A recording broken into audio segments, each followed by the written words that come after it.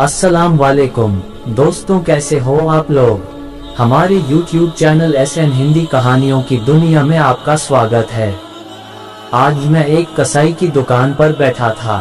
तभी उस कसाई की दुकान पर एक नौजवान सफेद लिबास में, चेहरे पर दाढ़ी, सर पर टोपी, आंखों पर चश्मा लगाए दुकान में दाखिल हुआ। दुकान पर काफी भीड़ लगी हुई थी। लोगों की आवाज से दुकान गूंज रही थी। भाई 1 किलो गोश्त देना, भाई 2 किलो गोश्त देना, भाई आधा किलो गोश्त देना। ऐसी आवाजें शोर पैदा कर रही थी उस दुकान में। इन्हीं आवाजों के बीच जैसे ही वो नौजवान दाखिल हुआ दुकान में, कसाई ने सारे ग्राहकों को छोड़कर उस नौजवान से पूछा, क्या चाहिए भाई आपको।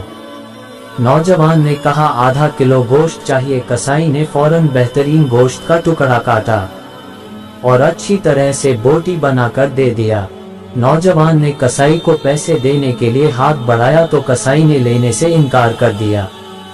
नौजवान ने कहा, जुनेद भाई आप हमेशा ऐसा ही करते हो। कसाई इस बात पर थोड़ा मुस्कुराया दिया और नौजवान भी मुस्कुराते हुए दुकान से बाहर चला गया।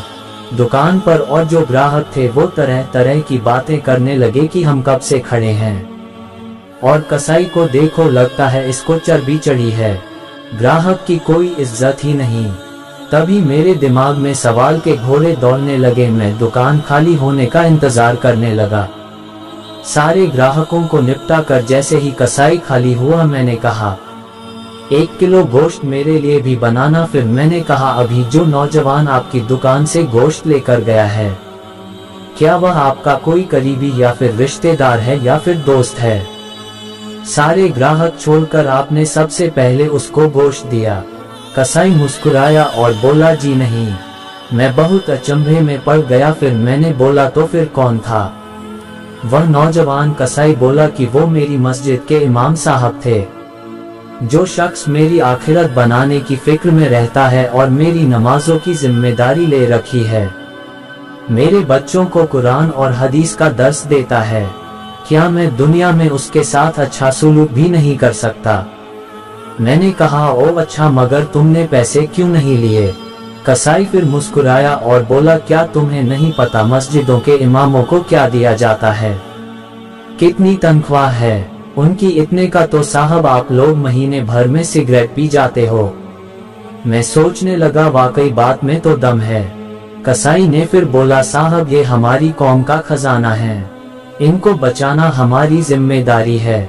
बाजार के तमाम दुकान वालों ने मिलकर एक फैसला किया है कि मौलाना साहब से कोई पैसा नहीं लेगा। सिर्फ मैं ही नहीं, ये बाल दाढ़ी की दुकान वाला, नए राशन की दुकान वाला, वह टेलर मास्टर, ये डॉक्टर साहब, वह मेडिकल वाला, दूध वाला, सब्जी वाला, कोई उनसे पैसे नहीं लेता। भाई इतना तो हम कर ही सकते हैं। और फिर मुस्कुरा कर कहने लगा, साहब आधा किलो गोश्त के बदले जन्नत मुनाफे का सौदा है। ये लो जी आपके गोश्त की थैली। उसने कहा और मैंने पैसा कसाई की तरफ बढ़ाया और कहा, पर भाई मैं तो नौकरी करता हूँ, काश मैं भी इस तरह का कोई बिजनेस कर रहा होता। कसाई ने कहा, बहुत आसान है, सामने वाली दुकान में मौलाना साहब ने अपनी साइकिल बनाने के लिए दिया है। सबक दोस्तों, इस स्टोरी से आपको क्या समझ आया कि हमारी मस्जिदों के इमाम साहब या मुअज्जिन साहब की तनख्वाह बहुत कम होती है। अक्सर देखा है और सुना गया है कि कहीं कहीं पर इमाम साहब की इतनी कम तनख्वाह होती है कि उन अल्लाह के बंदों को अपने बच्चों का पेट पालना भी मुश्किल हो जाता है। तो दोस्तों, हम सबको चाहिए कि हमसे जितना हो सके हम उनकी मदद करें अल्लाह की रजा के लिए। आखिरकार वो भी तो हमारी मदद करते हैं, हमसे आखिरत की तैयारी करवाते हैं, हमें नमाज पढ़ाते हैं। इसलिए हमारा भी ये फर्ज बनता है कि हम अल्लाह के ऐसे नेक बंदों की ज्यादा से ज्यादा मदद करें। दोस्तों, हमारी ये स्टोरी आपको कैसी लगी, कमेंट में अपना राय जरूर दें और वीडियो को लाइक करें, अपने दोस्तों को शेयर करें और चैनल पर नए हैं तो सब्सक्राइब करें। खुदा हाफिज।